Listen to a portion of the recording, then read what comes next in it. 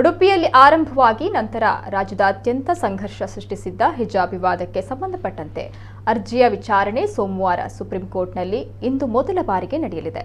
ಸುಮಾರು 3.5 ತಿಂಗಳ ಬಳಿಕ ವಿಚಾರಣೆ ನಡೀತಾ ಇದೆ. ಹಿಜಾಬ್ ವಿಚಾರವಾಗಿ ಹೈಕೋರ್ಟ್ನಲ್ಲಿ ನೀಡಿರುವಂತಹ ತೀರ್ಪಿನ ವಿರುದ್ಧ ಒಟ್ಟು 23 ಅರ್ಜಿ ಸಲ್ಲಿಕೆಯಾಗಿದೆ.